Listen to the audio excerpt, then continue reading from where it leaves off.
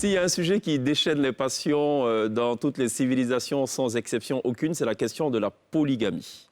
Une question qui suscite des levées de bois vert. Beaucoup de passion, beaucoup d'énervement.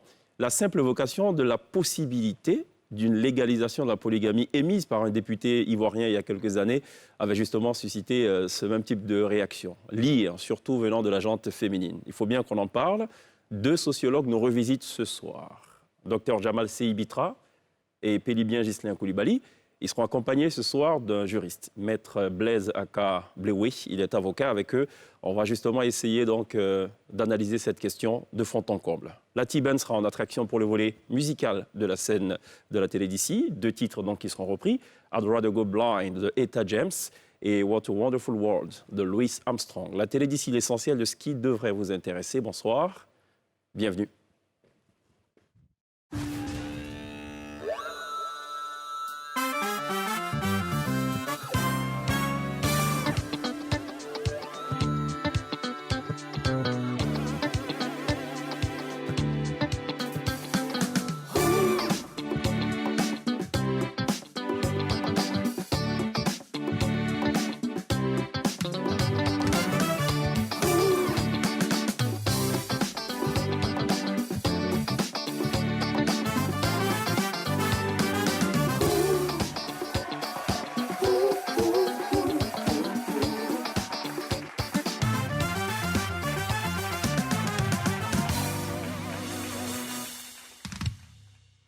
Télévivez la polygamie ce soir dans la télé d'ici sur NCI, la première chaîne de télévision privée de Côte d'Ivoire. On va parler de cette question tout au long de cette émission.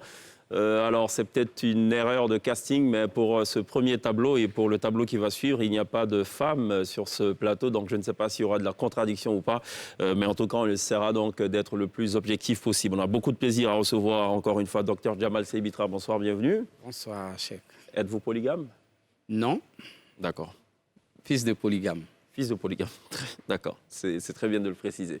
Docteur Blaise Aka Bleoué, bienvenue. Merci. Vous êtes avocat? Avocat marié légalement. D'accord, ok. Vous précisez légalement parce que j'imagine que la polygamie n'est pas admise légalement. D'accord. Nous le verrons et... On va en parler. C'est bon. C'est justement ce qui justifie votre présence sur ce plateau. Pélibien Ghislain Koulibaly, bienvenue. Merci. Bonsoir, sociologue, expert dans les questions de genre. Oui, c'est ce qui justifie ma présence sur ce plateau. C'est cela. Je vais aborder la question de la polygamie sous l'angle des droits humains, donc sous l'angle du genre. D'accord, Voilà. ok, très bien. Ça va, Pierre? Ça va, merci. Dans vos scénarios, même les plus extrêmes, la polygamie envisagée ou pas? Non, pas forcément. Pas forcément. Non. D'accord, ok. D'accord. Bon, enfin, faut rien écarter dans tous les cas. Maître Aka, est-ce qu'elle est légale ou pas, la polygamie en Côte d'Ivoire?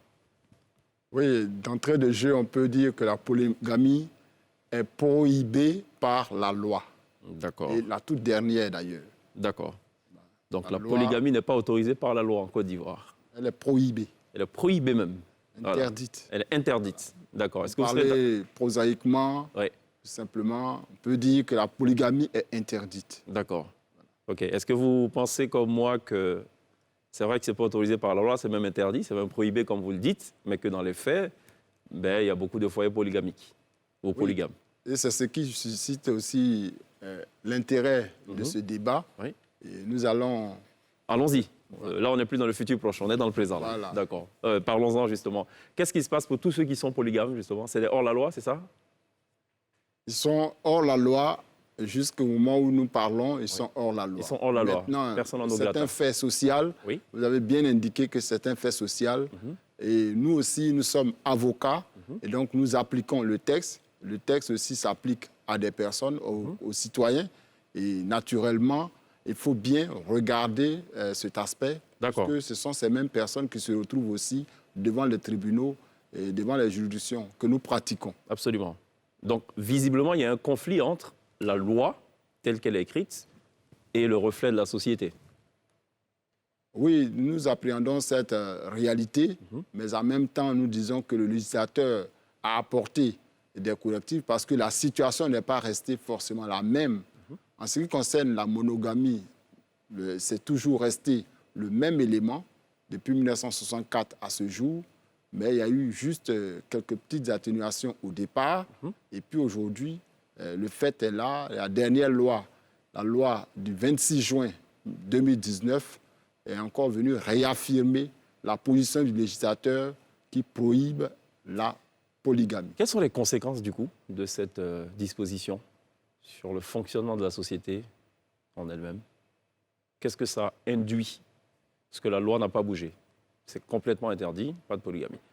On le constat sur le terrain, c'est que beaucoup de gens sont polygames. Et ne sont pas du tout prêts, d'ailleurs, à respecter la loi. Oui, Il y a un danger ou pas? Dire que les gens ne sont pas prêts, je ne veux pas...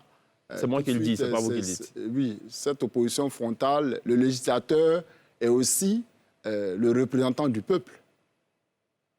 Le législateur est aussi le représentant du peuple. Donc, jusqu'à la dernière loi qui a été adoptée, il y a eu des représentants à l'hémicycle et des propositions ont été faites, des débats ont eu lieu et en définitive, le texte a été adopté dans sa forme actuelle. D'accord. D'après vous, quel est l'esprit de l'adoption de cette loi? Quel est l'esprit derrière la loi? Parce que vous parlez des parlementaires, ils sont certainement à je ne dirais pas une écrasante majorité, mais nombreux à être polygames, peut-être pas officiellement. Ils ont quand même décidé donc de voter cette loi. Pourquoi? On peut jeter ce regard comme nous posons sur ce texte, c'est de dire que le législateur a regardé tous les éléments qu'il avait en présence et a estimé pour l'heure qu'il fallait continuer avec le régime monogamique. D'accord. Vous n'êtes peut-être pas dans le secret de Dieu, mais est-ce que vous savez pourquoi ils ont décidé de continuer? Pourquoi ils n'ont pas décidé de faire bouger la loi? Vous avez une idée ou pas Dans un premier temps, aucune idée, mais nous savons par contre que le ministre de la Justice était allé défendre les dispositions, surtout le nouveau code de la famille. C'est cela. Et il a bien indiqué que il n'était pas question, dans l'esprit du législateur en ce moment et du gouvernement, de franchir le pas pour aller à la polygamie, à la légalisation de la polygamie. Docteur Seibi, ça vous paraît cohérent tout ça ou pas? Oh, moi, je dirais tout simplement que nous sommes partisans de l'adaptation des textes de loi aux réalités sociologiques. C'est bien cela. Ça rentre dans la théorie de la camisole dont on a souvent parlé. Je veux dire, pas la camisole de force, on en avait parlé également. Voilà. Je veux dire, ici, nous sommes dans ce que j'appelle l'hypocrisie organisationnelle. Là, le juriste nous dit que la loi montre clairement que le polygame, sa place, c'est d'aller en prison. Je ne suis pas sûr que le juge même qui vient prononcer cette décision, lui-même polygame ou fils de polygame, soit prêt à jeter quelqu'un en prison. Je n'ai pas les statistiques, je ne pense même pas qu'il y ait des gens en prison parce qu'ils sont polygames. Alors qu'en réalité, ce phénomène n'est pas nié. On le rencontre partout, même au plateau, à Cocody, un peu partout. C'est une réalité vivante. Donc moi, c'est pour cela que je dis que c'est un phénomène qui a la peau dure, un phénomène qui est interdit depuis 1964 et qui continue et qui, malgré le fait qu'on le nie, j'allais dire, continue d'exister. Donc pour moi, il faut regarder en face. Regarder en face, c'est de laisser la question morale, c'est une question éthique. Ça veut dire quelle décision on prend pour que ceux qui vivent le phénomène, pour que le phénomène qui se développe là se vive correctement. Donc pour moi, alors, on a quelques statistiques là. En 1975, en Côte d'Ivoire, on avait 41,40% de polygames, 36,60% en 1994, 30,30% en 1998, 35% en 1999. Moi-même, à l'occasion de ma thèse, j'ai interrogé 1200 femmes. Et parmi ces femmes, il y avait 57% de ces femmes qui vivaient en union polygame. Il faut préciser que on parle ici de la polygynie, c'est-à-dire un homme qui vit avec plusieurs femmes. Parce que la polyandrie, c'est une femme avec plusieurs hommes. Oui. La société africaine n'autorise pas cela ou ne permet pas l'émancipation, enfin, la propagation de ce modèle-là.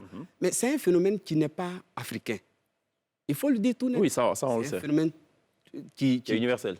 Universel. Et en Côte d'Ivoire, il y a une fausse polygamie créée par le colonisateur. Je ne dis même pas le cette fausse législateur. polygamie? La fausse polygamie, c'est de ne pas reconnaître le mariage qui n'est pas porté devant le maire. D'accord. Le fait de ne pas reconnaître le mariage qui n'est pas porté devant le maire veut dire les autres sont dans le concubinage, même avec une seule femme. Il est dans le concubinage. Or, dans le contexte africain, c'est l'homme qui va à la conquête de la femme. Il a un univers plus vaste. Et la femme choisit parmi ceux qui viennent à elle. Mais tant que celui qui vit avec une femme, il est considéré sur papier comme un célibataire, mais cet homme-là, s'il vient convoiter, pourquoi vous ne voulez pas que la femme à qui il fait la cour le choisisse comme un mari? D'accord. Donc, on rentre dans la polygamie de fait qui est organisée et entretenue par l'administration. D'accord. Le regard du spécialiste des questions de droits humains, Ghislain Coulibaly. Alors, merci. Je voudrais dire que pour moi, la polygamie est un mode de vie. La polygamie est une organisation sociale.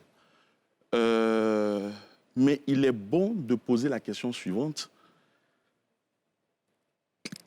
Sur quel modèle est construit la Côte d'Ivoire? En termes de modèle...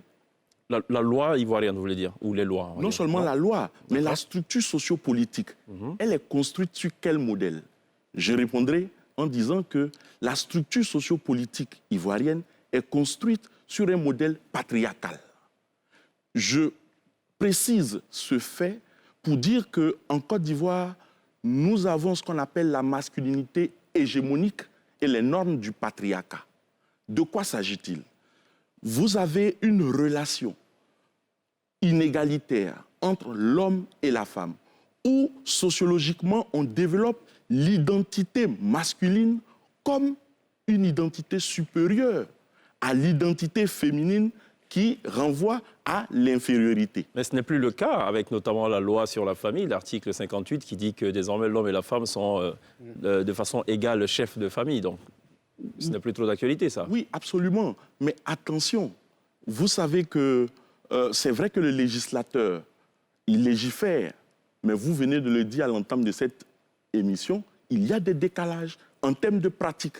Ce que nous constatons, c'est qu'avant 1964, je veux dire avant la loi de 64, on a une société ivoirienne qui est polygame, ou du moins est dans une prépondérance à la polygamie. C'est un fait. Et le sociologue Seibi l'a dit, la polygamie est une pratique culturelle qui est universelle et la Côte d'Ivoire n'y échappe pas. Mais est-ce que cette polygamie contribue à l'équilibre de la société? Et je pense qu'on va en parler. Parlons-en. Vous pensez que ça va contribuer à l'équilibre ou pas? Ça va être ma question suivante, justement. Est-ce que cette situation, une loi qui interdit une réalité sociologique, peut quelque part engendrer une sorte de déséquilibre? Ben oui. Pour nous, c'est vrai que dans la pratique, on constate que le législateur, depuis 1964, fait une option. L'option, c'est la monogamie.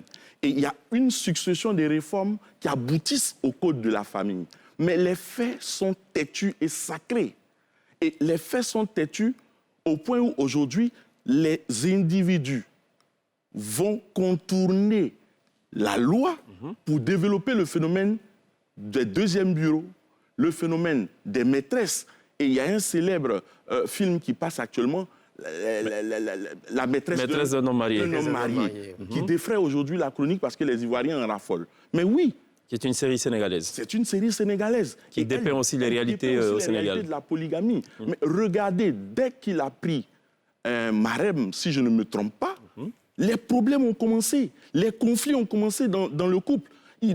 Ça dit que la présence de la coépouse a commencé à déséquilibrer l'organisation de la cellule familiale. Et aujourd'hui, on a une rivalité entre les coépouses, rivalité qui va vers l'enfant, parce que quand vous regardez la petite fille, elle commence justement à rentrer dans le jeu de la rivalité. D'accord, vous avez pris un exemple précis, j'imagine dans un contexte précis, mais force est de constater quand même que dans certaines contrées de ce pays et tout, vous avez des patriarches effectivement qui ont, je ne dirais pas harem, enfin, vous n'avez pas le marème, je vais faire la rime, mais rien à voir, qui ont beaucoup d'épouses, avec beaucoup d'enfants et tout, mais il y a n'y a pas vraiment eu ce genre de conflit parce que c'est les gens qui sont parvenus à gérer cette histoire. C'est Ibiza. Oui, moi, je voulais juste dire que... là-dessus. Voilà, je voulais juste dire... Parce que vous êtes fils de polygame. Oui, il faut qu'on sorte du piège des émotions.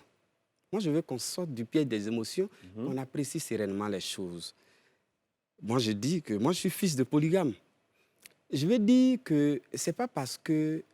Vous voyez la situation dans laquelle l'environnement culturel africain met la femme.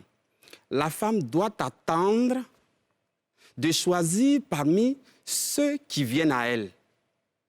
Et l'homme, il a toute la liberté. C'est sur ce point que je suis d'accord avec Ghislain.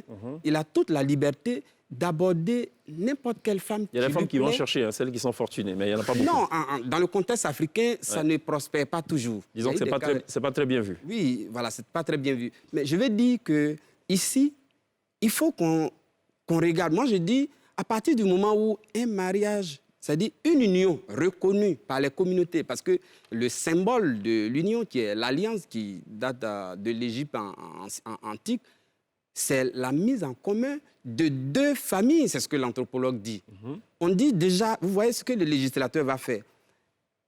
La dot, l'anthropologue l'appelle la compensation matrimoniale. On dit la dot est un délit. On ne veut plus la dot.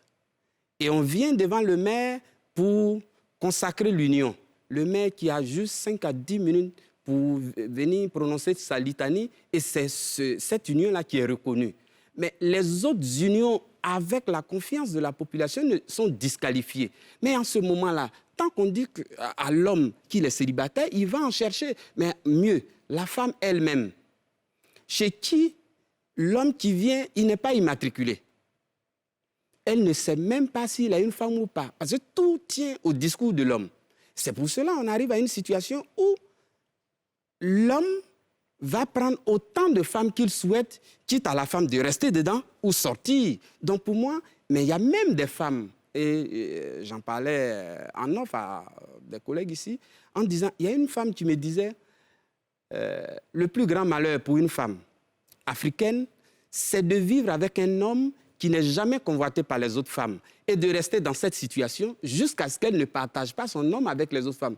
Culturellement, c'est ancré dans la conscience. Une femme qui veut s'épanouir avec une autre épouse, qui veut partager son homme avec, j'allais dire, une autre femme, pourquoi le législateur doit l'empêcher? Alors que malgré l'empêchement, malgré, j'allais dire, l'embargo qu'on met avec les lois, les gens vivent librement leur liberté. C'est pour cela que moi, j'ai dit, il faut sortir de l'hypocrisie. Il faut regarder les choses et arriver à des réformes qui mettent à l'aise toute la société. Alors, Maître Akaz, cette question, elle est problématique surtout quand il arrive le temps du dispatching de l'héritage sur la base d'un testament. Est-ce que toutes les épouses sont logées à la même enseigne quand, imaginons le decujus, imaginons trois épouses, dont une reconnue légalement, quel est le sort des deux autres? Est-ce qu'elles sont éligibles pour hériter au même titre que l'épouse légale? D'accord, pour y répondre tout de suite, il faut repartir à ce que j'avais indiqué tantôt, à savoir que, à l'origine, la loi de 1964, en instituant la monogamie en 1964, il y a eu ce que nous avons appelé des dispositions transitoires jusqu'aux années 1972 pour permettre à tous ceux qui avaient contracté des unions, mais qui, aux yeux de ce nouveau texte, n'étaient pas donc des unions légales, de venir les déclarer ou bien de faire une transcription de ces unions, de ces mariages à l'état civil. Et le législateur donnait force juridique légale à ces unions. D'accord. Et en tirait également des conséquences. De sorte que si, avant 1964, un homme avait eu plusieurs épouses, comme vous le présentez, comme la situation que vous présentez, alors il est possible de régler la question à son décès de la façon prévue par les dispositions transitoires, à savoir... Pour les unions qui sont antérieures à 1964. À 1964. Et donc, déjà, la question, il y a une première réponse qui se donne à ce moment. Le législateur avait déjà prévu des dispositions transitoires qui permettaient aux maris de prendre la moitié et aux épouses qui avait été donc reconnu comme tel, de pouvoir partager, à part égale, le reste. D'accord. Post-1964. Après 1964,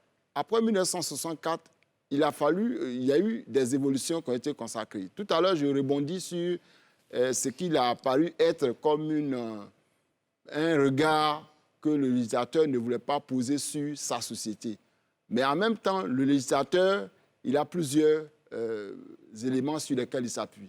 Et parmi lesquels le spécialiste du genre est ici, la notion d'égalité. Alors, on a parlé de deuxième bureau, on a parlé de l'homme qui pouvait prendre... Et tous ces éléments ne traitent pas d'égalité. Donc, ces éléments sont conçus en faveur de l'homme. Est-ce à dire qu'il faut donc accepter une discrimination positive en faveur des hommes? Je ne prends pas notamment position sur la question. D'accord, mais pour ne pas perdre le fil, je reviens à ma question. Post-1964, 1964, quel est le sort des autres compagnes qui ne sont pas légalement reconnues? Post-1964, après les dispositions transitoires, la situation est restée le régime de la monogamie, Oui. et on en tire les conséquences sur la liquidation, tant sur la liquidation de la communauté que sur la situation du partage des biens aux héritiers au niveau de la succession.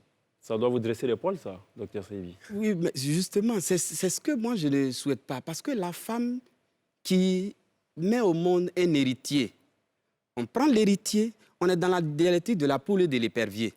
On prend l'héritier à qui on va léguer des biens et la femme mère, est dans l'anonymat total. Moi, je ne suis pas d'accord. Je ne suis pas d'accord. Et même avec, j'allais dire, l'Empire romain, on a vu que les Européens eux-mêmes, à partir du moment où ça a été décidé entre le XIe et le XIIe siècle, que tous ceux qui servent Dieu soient condamnés au célibat, donc les unions qui sont plus reconnues par l'Église deviennent le concubinage. Donc en ce moment-là, est-ce que vous voyez? Mais là-bas, eux, ils disaient, est considérée comme concubine la femme qui n'a pas reçu de dot ou la femme qui a été prise après la première. Est-ce que vous voyez? Nous, dans notre cas, on paye même la dot, mais on ne reconnaît pas la femme ou les femmes. Mais mieux, là où je voulais terminer, je dis, quand la femme fait enfant, qu'on reconnaît l'enfant, il faut que le législateur lui reconnaisse une situation. Et c'est pour cela, moi, je dis, dans mes propositions, on en arrivera, il faut immatriculer tous ceux qui sont inscrits dans les unions. Dans les unions, ça veut dire quoi? Aujourd'hui, quand on fait les associations, on va au ministère pour faire reconnaître. Mais les représentants du ministère de l'Intérieur ne sont jamais allés à l'Assemblée générale. Mais pourquoi les unions qui sont reconnues par les communautés ne peuvent pas être entérinées et qu'on attend au plateau qu'ils viennent du village pour venir présenter? Mais moi, je pense qu'il faut simplement reconnaître cette union qui est reconnue par la communauté et arriver à... On va marquer une pause. On va marquer une pause. Nous sommes ensemble encore, messieurs, jusqu'à la fin de cette émission entièrement dédiée à la question de la polygamie. On en reparle dans quelques secondes, juste après l'actu d'ici.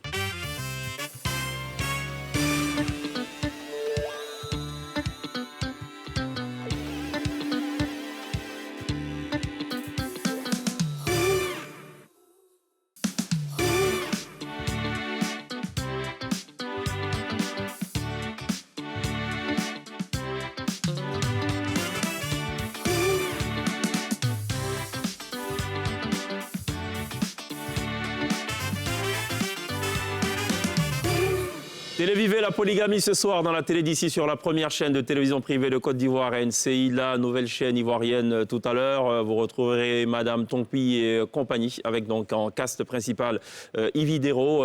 Mais juste avant cela, on parle encore polygamie. Mais juste avant cela, on marque une pause pour parler de ce qui constitue l'actualité majeure ici. C'est évidemment donc la décision du gouvernement de lever la mesure de présentation d'un certificat de non-contamination à la Covid-19 avant de sortir du Grand Abidjan. Toutefois, le suivi sanitaire des personnes se rendant à l'intérieur du pays sera assuré au niveau des régions sanitaires. Les autorités sanitaires et sécuritaires, il faut le rappeler, avaient décidé le 8 mai dernier d'exiger le dit certificat après la mesure de levée du couvre-feu dans les villes de l'intérieur du pays et la réouverture des établissements recevant du public. Autre actu d'ici, c'est le réaménagement technique du gouvernement. 3 nouvelles personnalités qui font leur entrée au gouvernement, tandis que le ministre de l'Enseignement supérieur et de la Recherche scientifique, Albert Mabry-Touakeus, en sort.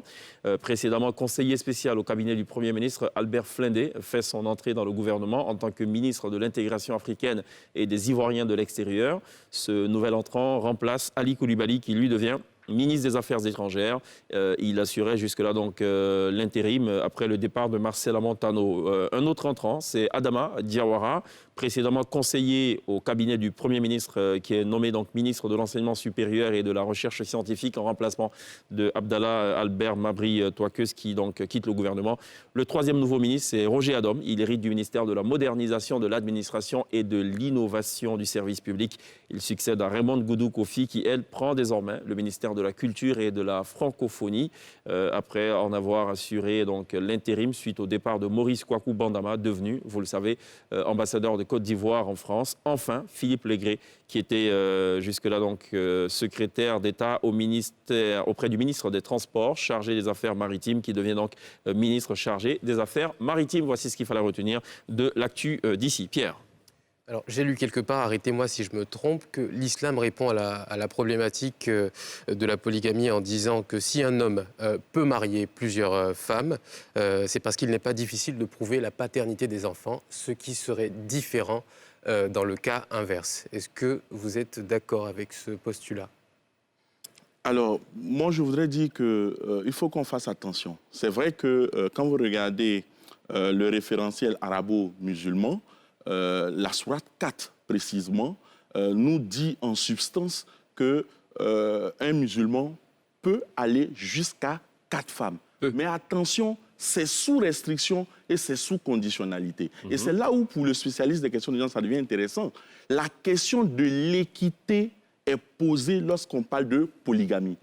Équité du point de vue matériel, mais équité du point de vue sentimental. Et non, ça, c'est pas précisé, par contre. Voilà, c'est pas précisé. Non, on n'a pas précisé le sentiment, non. Voilà, on a dit d'être juste, mais pas de les aimer de la même manière. On ne peut pas aimer les gens de la même manière. Mais le problème que même vos propres enfants, vous ne les aimez pas de la même manière. Voilà, donc vous voyez que c'est difficile. Et attention, la religion vient ici, par rapport aux faits sociologiques, encadrer le fait polygamique.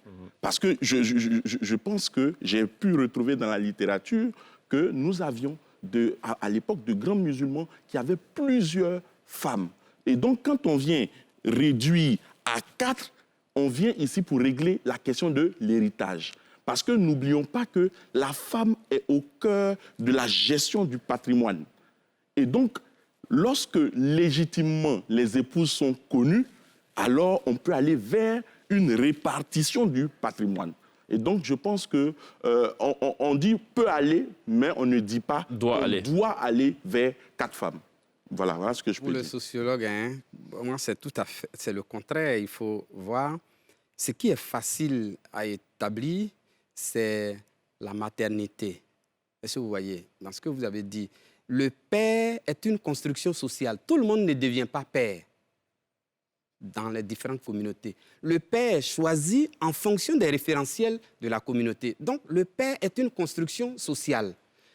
Dans certaines sociétés en Afrique, c'est celui qui paye la dot qui a l'enfant. Le père, il n'est pas biologique.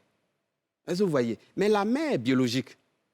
Donc, vous pouvez être, j'allais dire, celui qui fait des enfants, mais vous n'aurez jamais d'enfants si vous ne prenez pas la responsabilité d'aller verser la dot. Donc, dans les sociétés africaines, le père est construit en fonction des référentiels de la communauté. Ça, c'est du point de vue sociologique, mais du point de vue légal, le père, c'est celui dont la paternité est prouvée biologiquement. Voilà. Donc, pour vous, ce postulat-là, il ne marche pas. Il y a tellement de strates, en fait, qu'il faut évaluer. Non, ça ne marche pas. Le père, il est choisi. Parce que si on fait les tests d'ADN dans les familles qui sont reconnues autour d'un homme, vous allez voir qu'il ne restera peut-être même pas un seul enfant.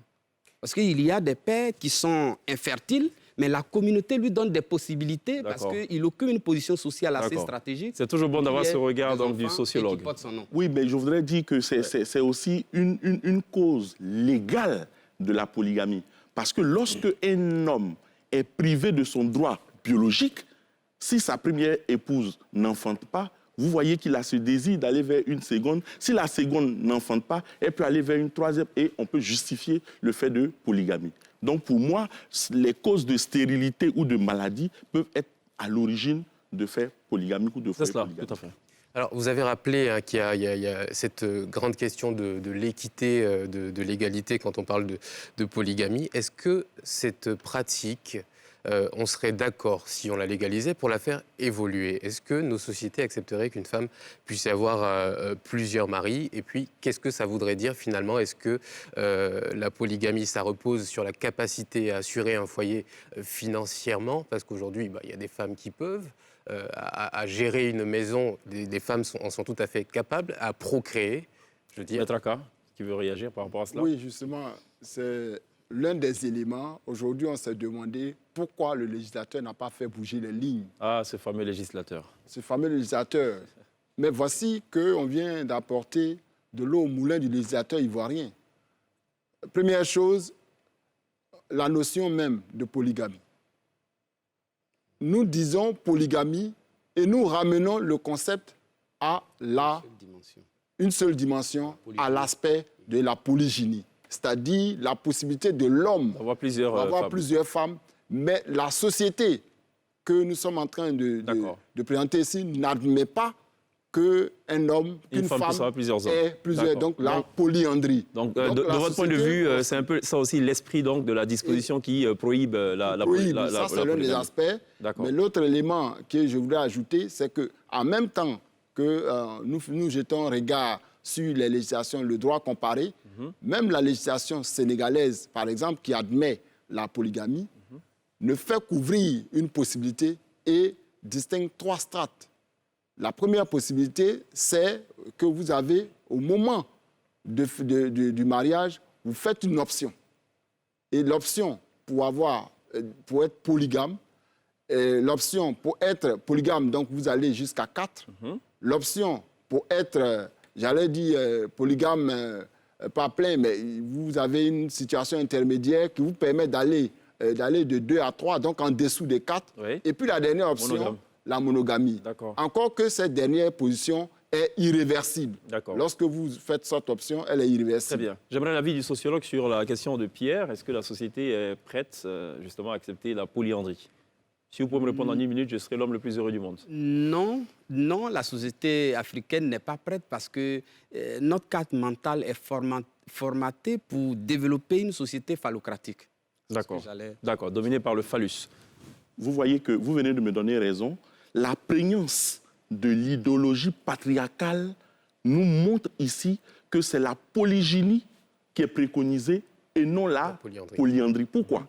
Parce que justement, dans la phallocratie dont il parle, c'est l'homme qui est le dominateur, c'est l'homme qui est le tout-puissant. Et lui, et ça se reflète chez le législateur, on dit on va à la monogamie, mais quand on parle ici, dans l'entendement de tout le monde, de polygamie, tout de suite, on se dit c'est l'homme, le guetteur, le roi Léo, le tout-puissant qui peut aller à la conquête. Mais ça, les femmes, comme le disait d'ailleurs docteur le Seybi. droit, parce qu'en Tibet, la polyandrie prolifère. Là-bas, pourquoi une femme ne pourrait pas avoir en Côte d'Ivoire plusieurs hommes? Ça, j'imagine, donc voilà, je peux voir les réactions sur Facebook, donc en ce moment...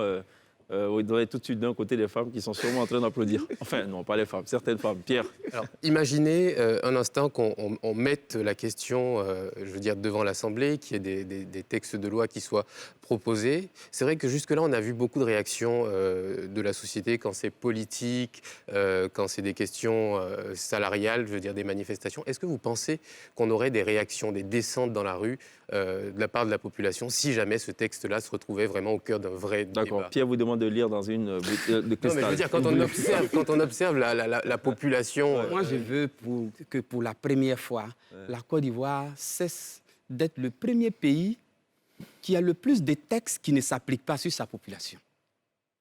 Ça veut dire qu'il faut chercher à légiférer sur ce qui rentre dans ce que Durkheim appelle le normal.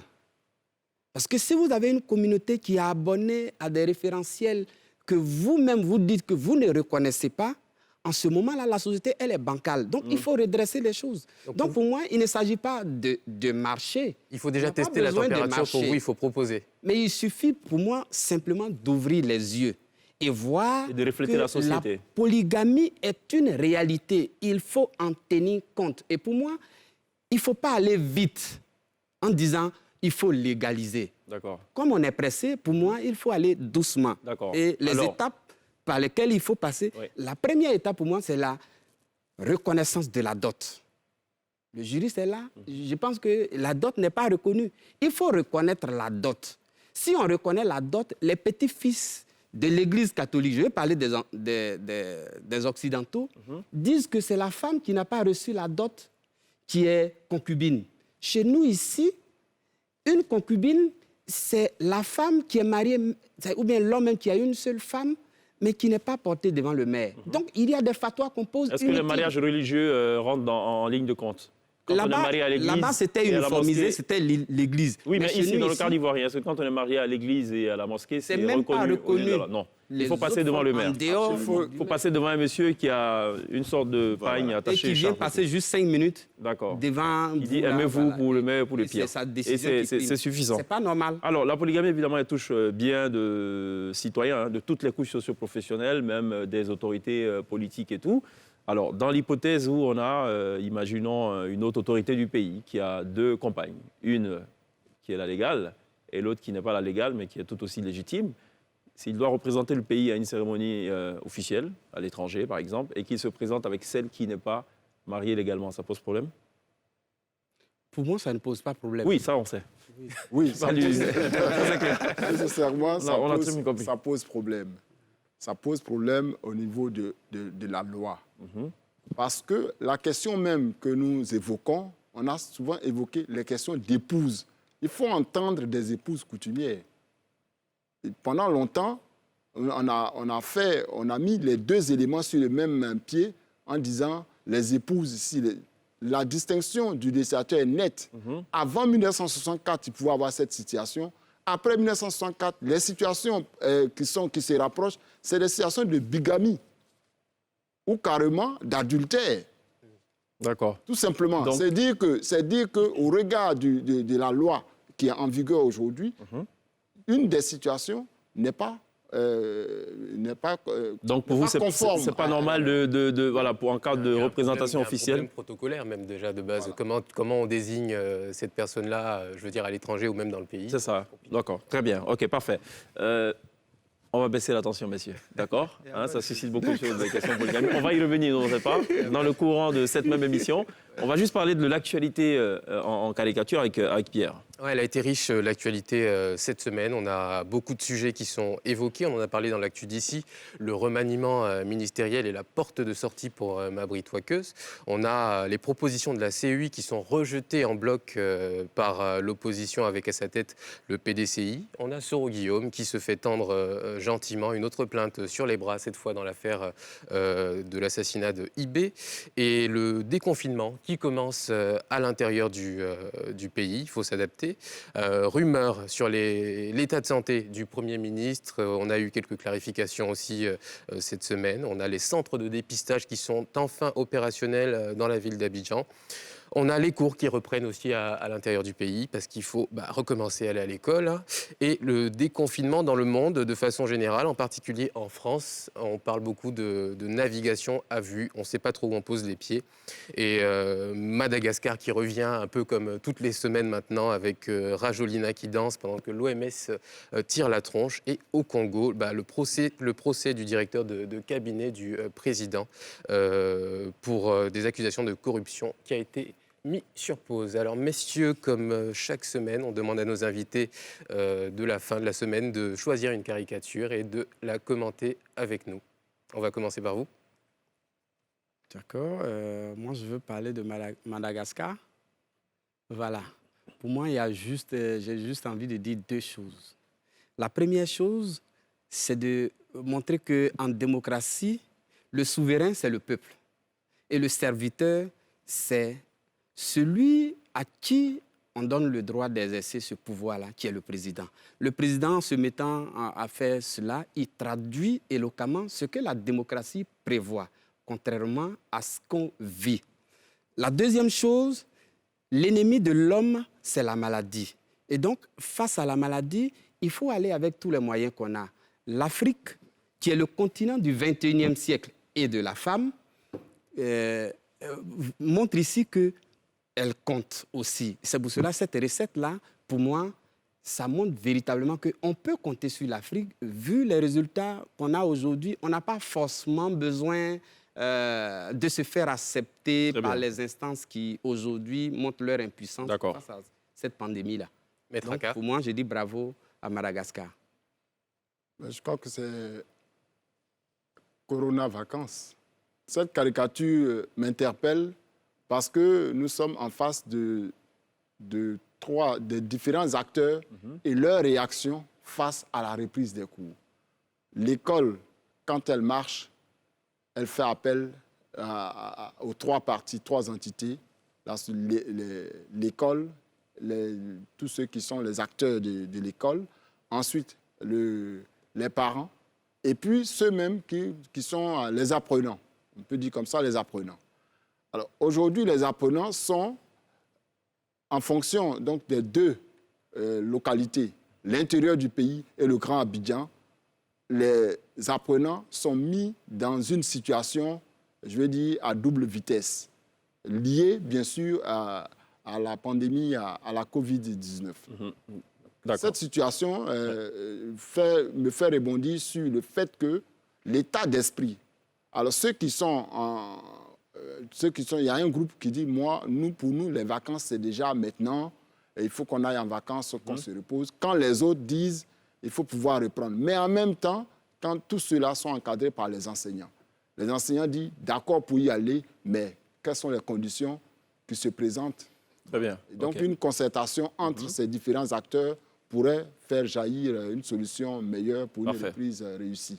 Ghislain Coulibaly, vous avez choisi. Oui, les centres de dépistage sont opérationnels. En 1 minute. En 1 minute.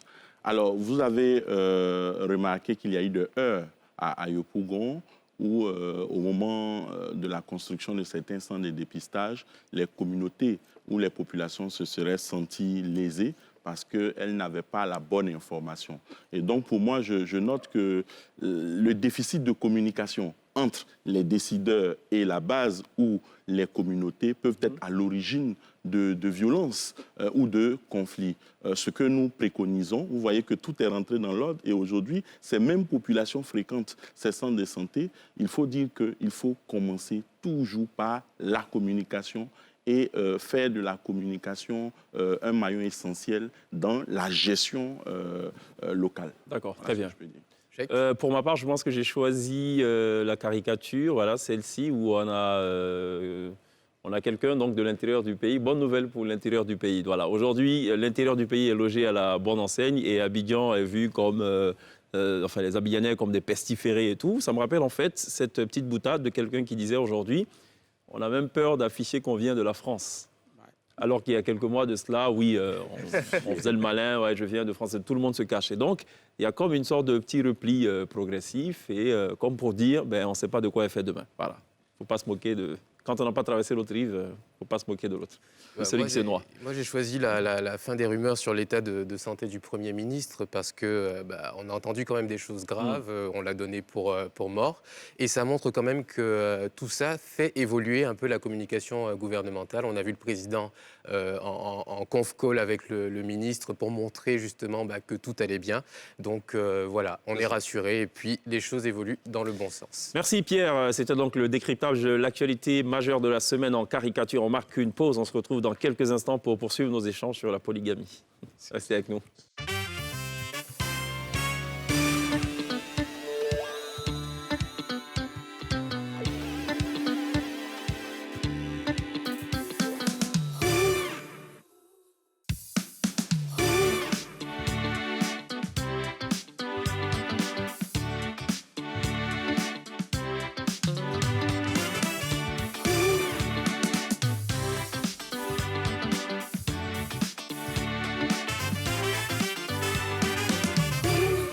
Vous faites toujours très bien de nous rejoindre dans la télé d'ici pour aborder des questions qui vous intéressent. Ce soir, nous parlons de polygamie. On a été rejoint par une femme. Enfin, nous sommes très heureux. Ça va, princesse? Bienvenue. Ça va, merci. D'accord, ok. Vous ne vous êtes pas senti lésé de l'autre côté à nous suivre pour la première partie? Bon, je vous déteste tous après, mais bon, c'est pas... Sauf mon ami.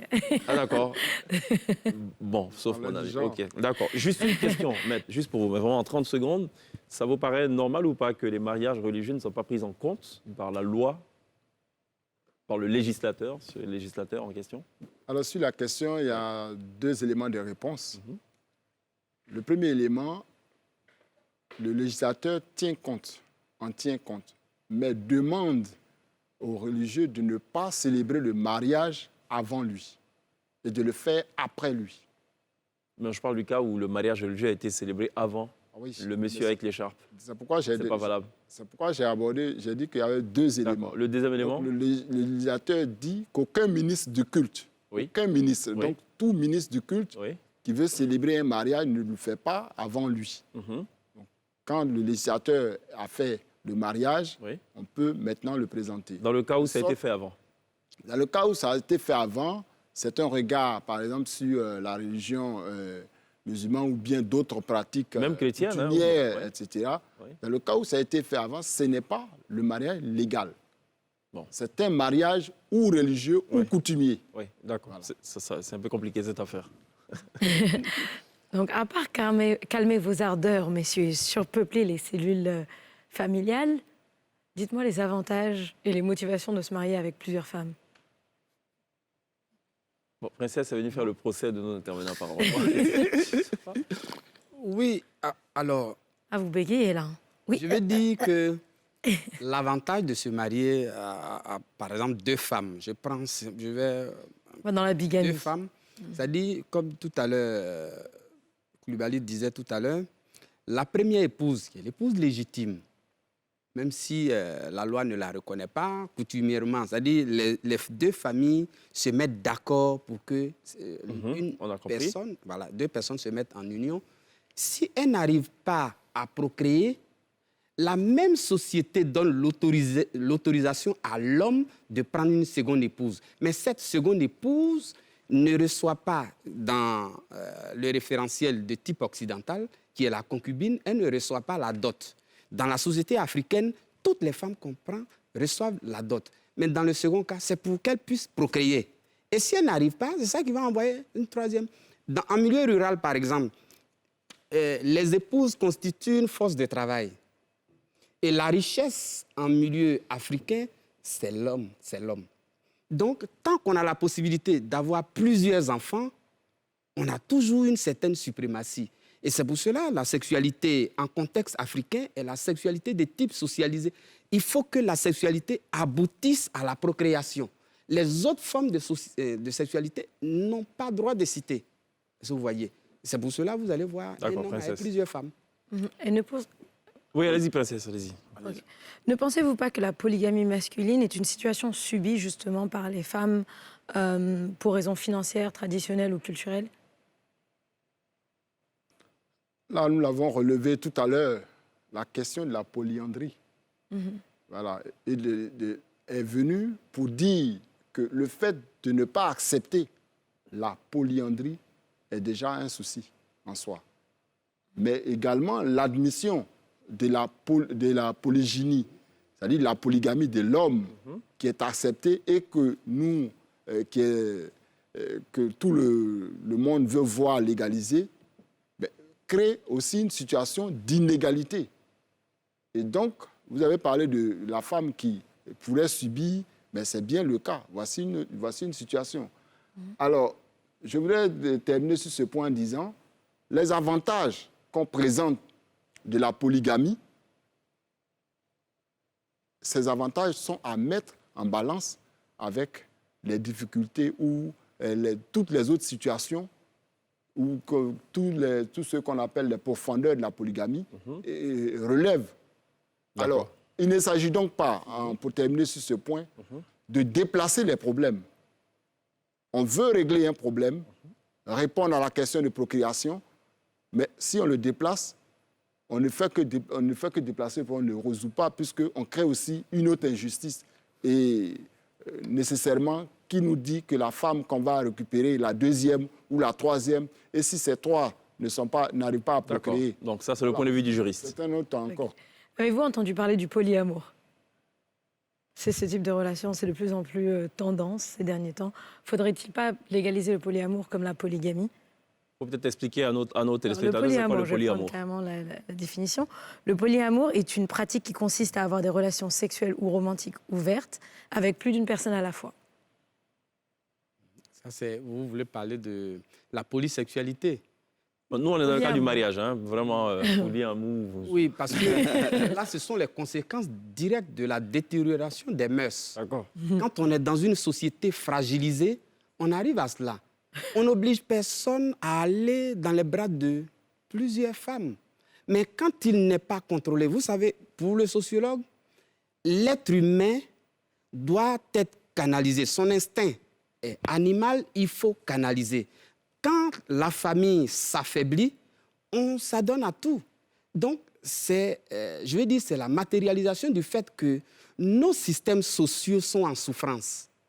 Les médias sont les premiers déstabilisateurs de l'enveloppe familiale.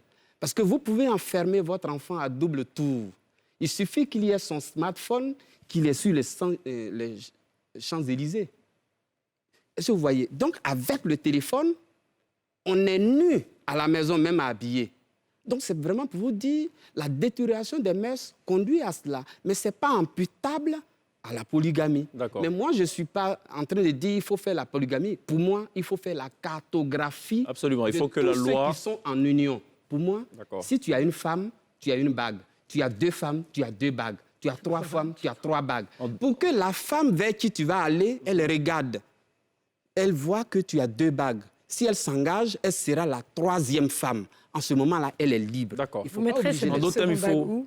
Comment? Vous mettrez la seconde bague où? Au-dessus l'une de l'autre? Mais à lui de voir, je vois. Non, il y a 5 doigts. Non, parce il qu'il y va a une raison aligner pour les laquelle Vous c'est savez que la bague qu'on porte sur l'annuaire gauche, c'est lié au fait. Ça, c'est l'Égypte ancienne qui nous enseigne ça. Ils disent qu'il y a le nerf, il y a un nerf qui part de ce doigt-là jusqu'au cœur, l'union des cœurs. Mais celui qui va à plusieurs femmes, bon, il a un seul cœur. Moi, je me dis, les autres doigts qui sont à partir du moment où ça est sur la main gauche, ça va toujours au même cœur. Il n'y a qu'à continuer de mettre sur les autres doigts. Alors, s'il vous plaît, messieurs, je vous invite à regarder un élément qui, de mon point de vue, mérite absolument qu'on diffuse et que de cet élément donc, découlent vos analyses respectives. En 1 minute chacun, on va voir.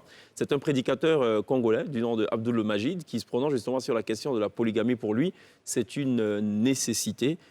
Ça doit être, ça corrige justement la question, le risque de déséquilibre de la société. On regarde en 3 minutes et on revient juste derrière pour le débrief.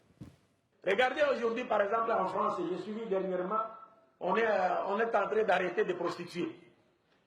Et d'arrêter aussi les hommes qui sortent à la recherche de prostituées. Mais j'ai dit, mais qu'est-ce que vous êtes en train de faire? Mais vous ne mettrez jamais fait à la prostitution. Parce que vous avez refusé la loi de Dieu. La pyramide démographique est aujourd'hui en faveur du taux de la femme. Les femmes sont plus nombreuses que les hommes. Et dans une société où il y a 8 millions de femmes et 2 millions d'hommes, et vous voulez qu'un homme se marie à une seule femme. Mais ça veut dire quoi ça? Parce qu'aujourd'hui en Occident, quand un homme se permet d'épouser officiellement une seconde femme, c'est fini. Il est arrêté et s'il bénéficiait d'une certaine assistance de la part de l'État, on doit couper cela. Et si malheureusement, s'il était africain, on lui expatrie, c'est fini. Vous n'allez pas mettre fin à la prostitution. Parce qu'il y a un savant français, Étienne Dinet, qui a dit une société qui adopte la monogamie comme étant la seule forme du mariage, au détriment de la polygamie réglementée, cette société connaîtra 3 conséquences graves.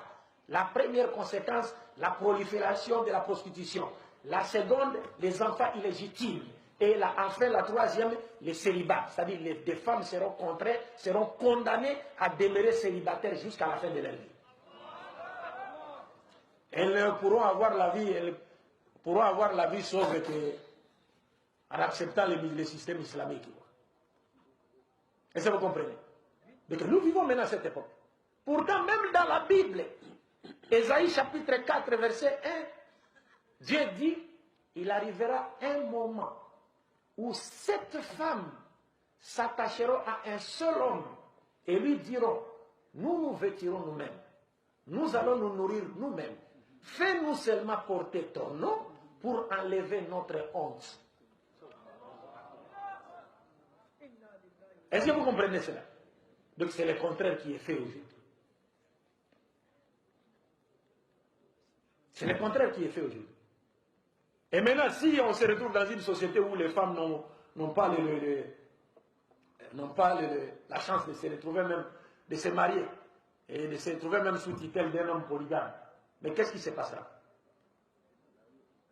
Ces femmes-là qui ont des besoins naturels, qu'est-ce qu'elles vont faire?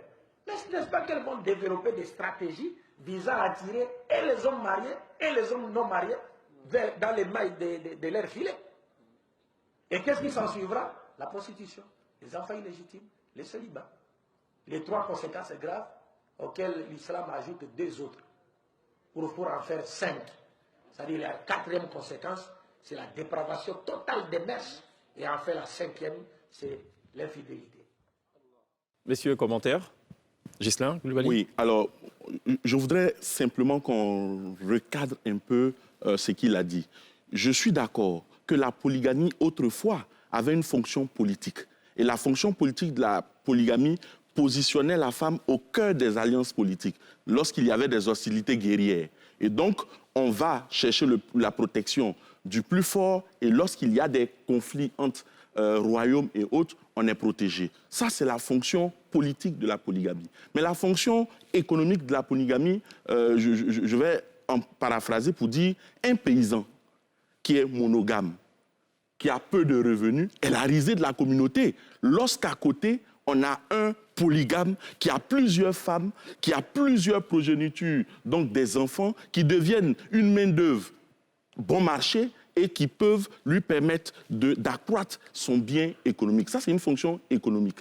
Et donc, pour moi, c'est vrai qu'en termes d'avantages, on pouvait dire qu'autrefois, il y avait des avantages, mais aujourd'hui, il n'en demeure pas moins que la polygamie est un véritable drame au niveau des cellules familiales. On a des femmes qui sont traumatisées, on a des enfants qui sortent traumatisés. Et il y a un transfert de la rivalité des femmes vers les enfants qui rentrent également en compétition et on a des conflits. D'accord. Je voulais votre avis surtout par rapport à l'élément qu'on a vu tout à l'heure, Maître.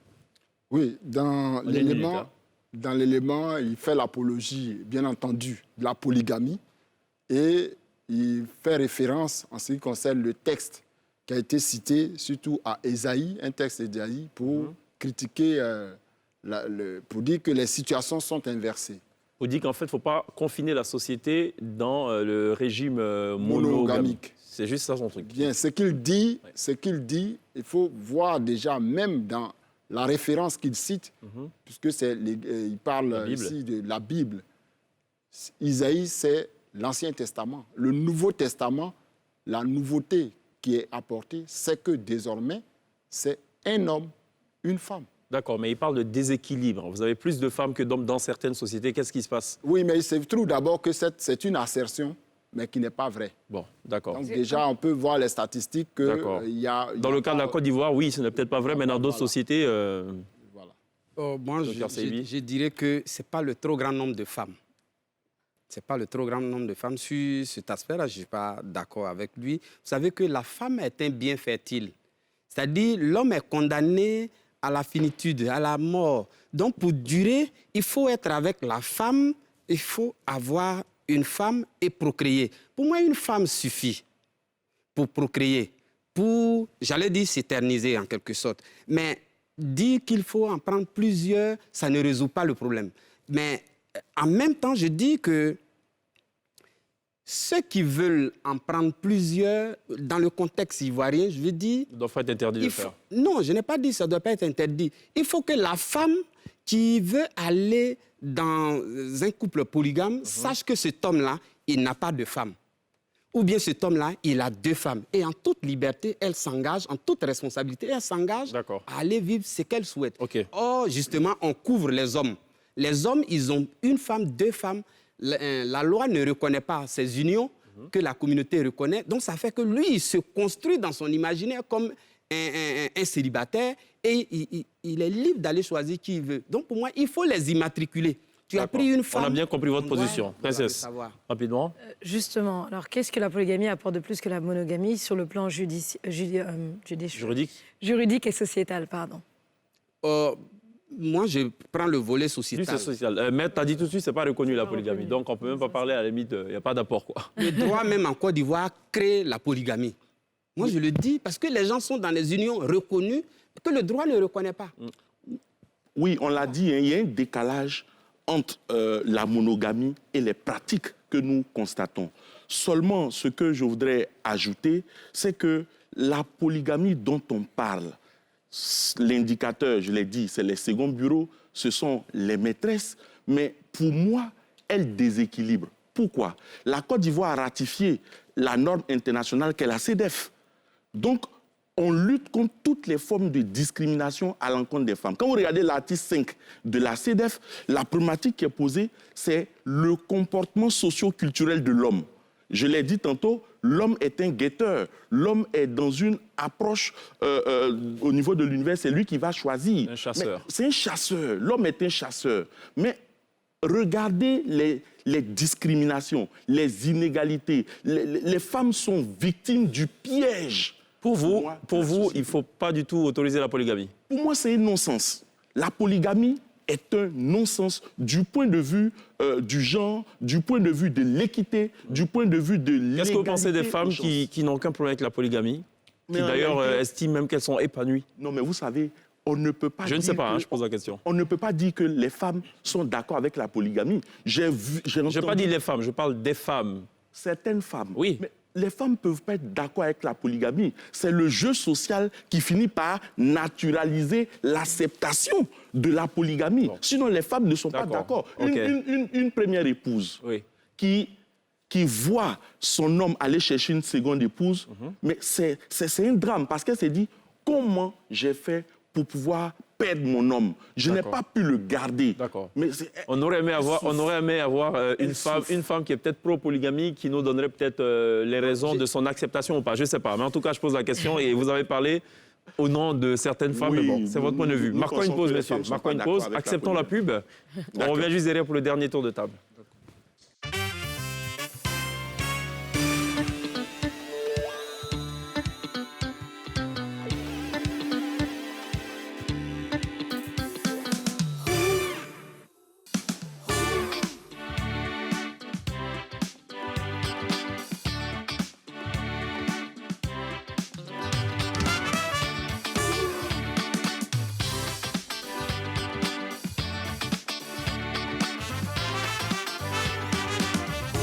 Vous faites toujours très bien de nous rejoindre dans la télé d'ici sur NCI du lundi au vendredi pour aborder des questions qui vous concernent forcément. Ce soir, on parle de la polygamie. Mais on marque une sorte de petite pause, non pas vraiment, puisque c'est aussi dans la droite ligne des questions liées donc à la polygamie. C'est le kiff du web de Princesse qui parle de polygamie, apparemment. Bien sûr. Alors j'espère... J'ai vendu la mèche. Oui, voilà. Avoir une femme, c'est bien. Deux, peut-être mieux. Mais comme vous dites, parfois, ça cause des rivalités. Et on va voir ça en images en quelques secondes.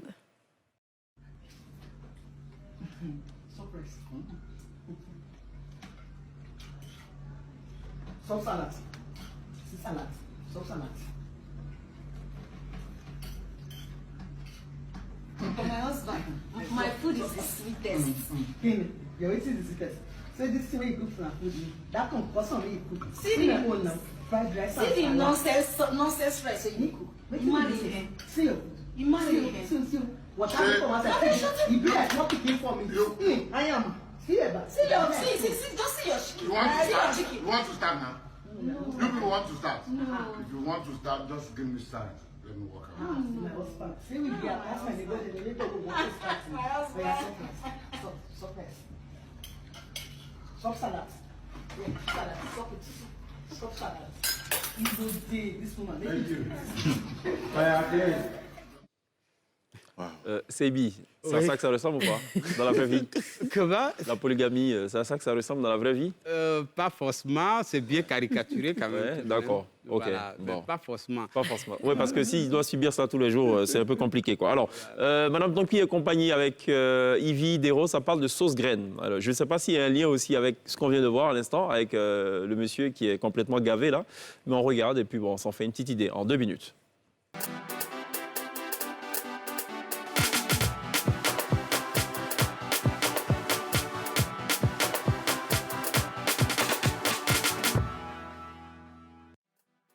Chantal, envoie la nourriture, j'ai faim.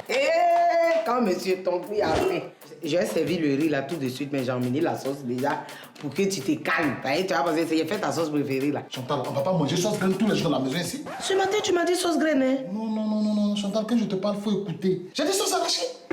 Ah, mais si c'est comme ça, tu vas aller manger dehors. Hein? Ah non, attends. Non, je vais aller manger dehors. Attends. Il t'a dit sauce arrachée, tu m'envoies sauce graine. Il a tué aujourd'hui. Il doit aller manger dehors, il est rendez-vous avec ma petite à tuer, mais il me donne à manger. Il faut que tu me tues. Chantal, moi je m'en vais, hein. Je vais aller manger dehors, hein. Tu sais, moi là, ça veut dire, tu m'as dit sauce graine. Mais mon cœur m'a dit, lui là, il va vouloir un peu de sauce arachide à côté. C'est que sauce arachide, c'est épinard. Qui va manger sauce arachide, c'est épinard? Attends. Tu penses que moi, je sais pas que toi, tu aimes sauce arachide avec épinard. Voilà ça. Ça là, c'est une sauce épinard, Chantal? Non, faut pas te foutre de moi. Si tu veux pas faire manger, faut pas me foutre de moi. Attends, je viens. L'autre sauce là, c'était quoi? J'ai fait, tu as vu, j'ai tout fait. Regarde, ça c'est sauce claire. Ça là, c'est sauce graine là. Et j'ai pris tout à l'heure là. Arachide épinard. Dans la cuisine là-bas, sauce tomate kep. Et je t'ai fait un peu de soupe de mouton que tu aimes, être tripe et puis tête de mouton là. J'ai fait une dolème des Camerounais là, j'ai fait. J'ai fait zré, manger des guéris avec grenouilles. J'ai fait même baouen même. Ça veut dire que j'ai fait au moins 10 plats comme ça là-bas, ça y est, là-bas, ça t'attend. Le comportement que tu as là, mon génie n'aime pas. Parce que quand il y a beaucoup de sauce, il y a beaucoup de nourriture, mon génie est embarrassé. Il ne supporte pas. Je vais jeûner.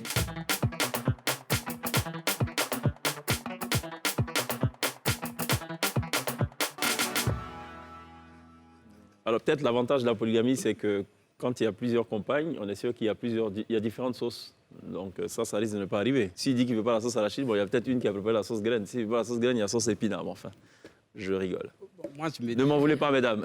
Moi, je me dis, est-ce que c'est pas parce que depuis le début, on empêche les gens de vivre leur polygamie qu'ils ont envie? Parce qu'un homme, je prends le cas d'un homme qui aime aller ailleurs. Quand sa femme sait qu'elle ne se plaint pas, il se range. Mais quand elle sait et qu'elle se plaint, il continue. Donc pour moi, à vouloir brimer, c'est pour cela que j'ai dit, il faut laisser les gens qui veulent prospérer dans cela. Et puis on va voir. C'est parce que depuis, on leur dit ne faites pas, ils continuent d'en faire. Et sur la question, ce n'est pas tout qui est polygamie. Il y a la polysexualité, il y a polygamie lorsque coutumièrement ou peut-être officiellement, c'est reconnu comme une femme. Donc, il ne faut pas faire la confusion parce qu'on fait monter des chiffres, tout n'est pas polygamie. C'est pour cela que moi, je dis, il faut peut-être... Vous voyez, le monsieur, malgré tout ce qu'on fait, il a toujours envie de partir. Parce que l'idéologie suit les pratiques avec un décalage. Celui qui n'a pas envie de changer, tu vas beau planter un décor, il va rester zen. On vous a parfaitement compris. Messieurs, on connaît la position de Dr Jamal Seibi. Il ne faut pas empêcher donc ceux qui veulent être polygames d'être polygames. Il faut que la loi reflète la société, le fonctionnement de la société. On connaît la position de Maître Aka. La loi, c'est la monogamie, pas plus. Voilà. Et elle vient d'ailleurs régler la question de, finalement, si on autorise les hommes à avoir plusieurs femmes, il faut qu'on autorise aussi les femmes à avoir plusieurs hommes. Donc la loi tranche en disant tac, voilà, on a bien compris. Ghislain, défenseur des droits humains, monogamie ou rien. Mais vous regardez l'élément qui est passé. Mais les hommes souffrent dans la polygamie. D'accord, ok. Bon, ok, Ghislain, merci. Quand on vous dit que je suis responsable de la cuisine, on peut aller jusqu'à mettre le Viagra dans la nourriture de l'homme. Oui, on a vu avec Bamba Bakary dans l'une des productions de Henri Dupac, entre les pagneuses et les robeuses. Merci, monsieur. Vous savez que le débat est passionnant. On va peut-être en faire un second round pour creuser un peu la question. Merci d'être passé par la télé d'ici. Le temps est parti, évidemment, donc arrive à sa fin. Merci à Princesse. Voilà, mais vous gardez vos autres questions pour le second round de cette discussion. Et on espère donc avoir aussi une femme qui viendra donc défendre la position des femmes. Ce sera tout pour la télé d'ici. On vous laisse en compagnie de la T-Band qui nous reprend ce soir 2 titres cultes. C'est I'd Rather Go Blind de Etta James et What a Wonderful World de Louis Armstrong. On se retrouve demain. D'ici là, take care, la T-Band. Right now.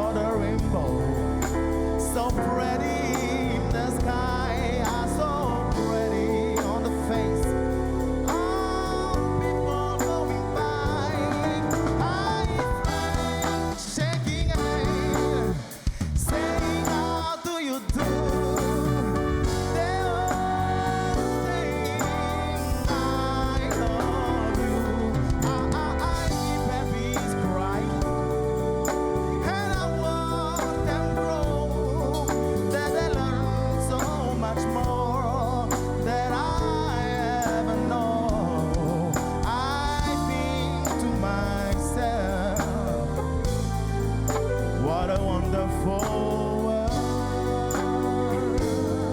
Oh, yeah.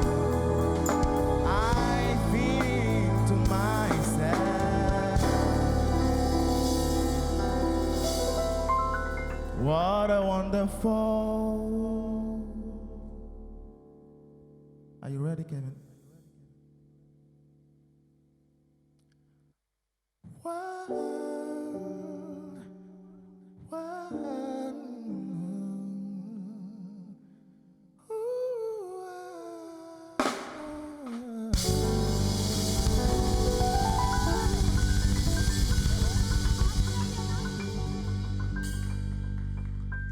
I'd rather go blind. What a wonderful world. Version la T-Band. Excellente band. Merci d'applaudir la T-Band. Great job, guys.